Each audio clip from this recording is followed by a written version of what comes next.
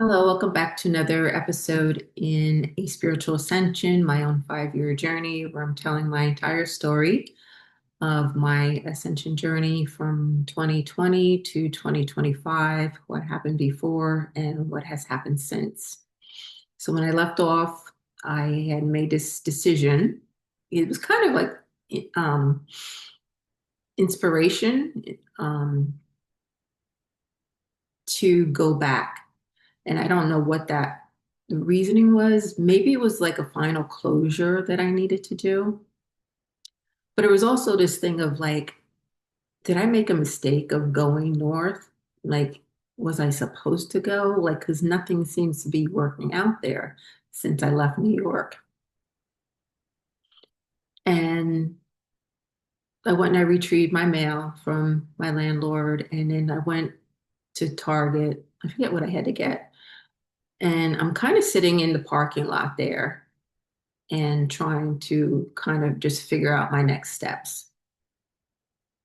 It had been now a day since I had taken a shower. It was kind of hot and sweaty. It's now mid-June, so it's getting pretty hot out.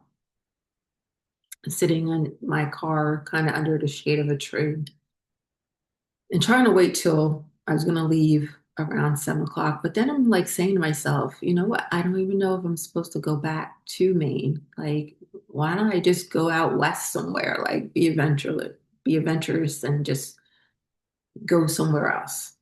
And all these thoughts are going through my head. And sitting there for a while, watching people kind of coming in and out of their cars and going to the shopping center and you know, asking the divine, like, what am I supposed to do at this point? Like, I have a job, part-time, not part-time, temporary job up in Portland, Maine, and that would bring me income, but I'm going to have to end up sleeping in my car until I have enough saved up to get another place. And things are just looking dire, at this point. Money I have from my leftover security from when I was in Casco is all the money that I have at that point. So I know I have to really kind of watch it. And um, I now run into the trouble of two, how am I going to take a shower on a daily basis in order to go into a job? I can't go. Plus, it's getting warmer and warmer, and um, just the things going through my head. All of a sudden, well, I shouldn't say before that.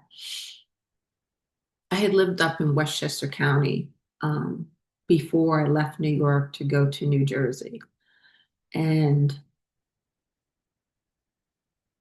I said, before I head back, I said, something made me want to go and kind of visit because I didn't have a car when lived in Westchester County because I was always coming down into the city, to go to work. And I had never really rode around that area. And it would be interesting because I lived there for a good, is it 15, 5, 6 years, or about 6 years. And I said, how interesting it would be to kind of now ride around that area. And um, it would feel so different. And I kind of wanted to have that experience. So that's where I was going to head after I left Queens. It was right nearby the JFK airport. And then all of a sudden I got hit with this like something smacked me upside the head because I'm like, I don't know where home is. But then something said to me, like, go home, like, go to your home. And my home was Maine. Like, there was, New York was no longer my home. I had nothing there, no one there. New Jersey, I had left that. That was no longer my home. I had no one there. Um, New Hampshire didn't work out, just didn't, never felt right. And the only place I felt really like I belonged, it felt like my soul was alive when I was there, was in Maine. And something was telling me to go home. And I said, you know what? I'm not even going to stop in Westchester. I'm just going to head straight and go home. And I probably left, it was probably around 7 o'clock because I was trying to miss the rush hour traffic. Got lost in New York. I had to make a couple of U-turns, typical of driving in New York. Um, and got on 95 and just drove through the night,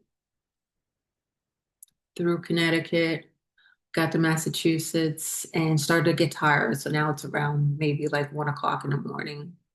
And I found a rest stop and other people were sleeping in their cars and stuff.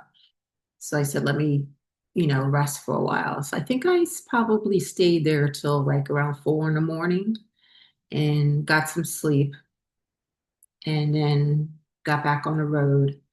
And I arrived back in Portsmouth around, I'm going to say around 8 o'clock or so. And I went back to that truck stop and I took a shower. So now it is Wednesday morning and I'm supposed to start this temporary job on Thursday morning. And after I get the shower,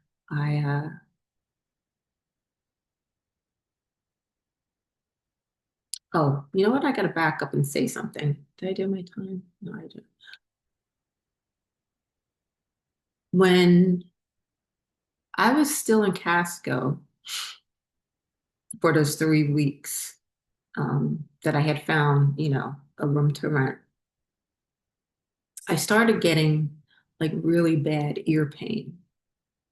And it got worse and worse. And after a while, like my ear like closed up, like I couldn't like hear out of it at all. And I'm like, what the heck is this? And it was actually having like some drainage and stuff. Never had anything like that before. Embarrassing to say, talk about. Anyway, but I think it's a part of the story. Um,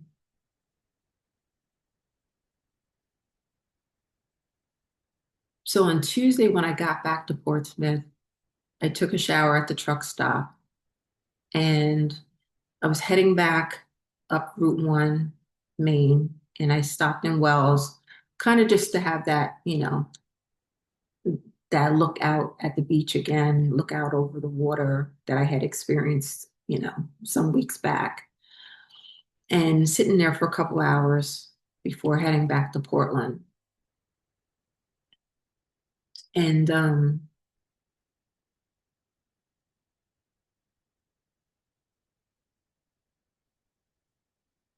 as I'm sitting there, I'm hearing like go to the ER, because I'm clairaudient, so I hear spirit, like go to the ER, go to the ER, because it was getting worse and worse and worse. So I found the hospital in Saco. It's Saco, right? Is that Biddeford? I think it's, or maybe it's Biddeford. I'm sorry. There's a hospital in Biddeford, and I end up going there um, the afternoon of, I think it's one. No, no, I came back Wednesday, right?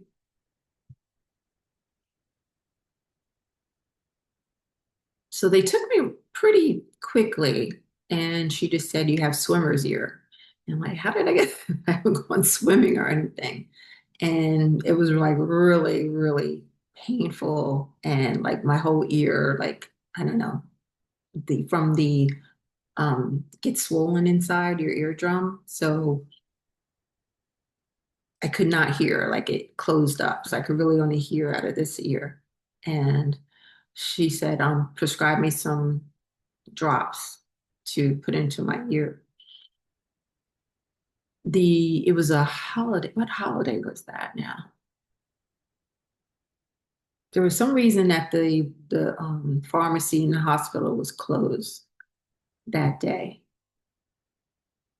So they said, well, it'll open up tomorrow morning, which would now be Thursday morning. I didn't have to be to my job until 11 in the morning because it was like from 11 to 7 I was supposed to work. And so I said, well, I need this medication for my ear. So I ended up staying in Biddeford that night. I found a hotel parking lot. Like it was like the creepiest place I had stayed. I was not sure that I was in the right place. It didn't feel right at all. But I was like, okay, there doesn't seem to be anybody around or anything. And I got a couple hours sleep. And next day I got up and at 8 o'clock, the pharmacy opened in the hospital. Went there, picked up my prescription, and then drove up to Portland to start this job at 11 o'clock that morning. So I think I stopped at McDonald's and like just went in and washed up a little bit and put like some clean clothes on, like in the toilet stall, and then went to the job at 11 and like just made it back. Um, so that was a bit crazy that time period and things that happened and you just ask what was the reasoning, like when you're in a situation, you're kind of just trying to survive and get through. But kind of as you look back and kind of say, oh my goodness, like the things that I actually went through. And I'm kind of sitting with that right now as far as spirit has put me in this period of healing. And if I say it's been like 2 months or so that I kind of been in this quiet time, this isolation of doing this healing and this recalibration of my soul. But it was for the purpose of all the things that I went through. And as you've been following my story, like it was a lot. It was a lot. And for someone who, like I say, worked on Wall Street and had a very comfy life to now being on the street as a homeless person. So I'm gonna leave it there. So leaving off where I got to this temporary job that Thursday morning at 11 o'clock, and I will go from there on the next one. Okay. Thank you so much for being here. I am a certified psychic medium through the Edgar Casey Center of New York City if you would like a reading. So I am certified. I'm also a medium. If you'd like to just talk about your journey and try to understand more, you can also spend time with me that way too. There's a link below for that. And please like, share, and subscribe.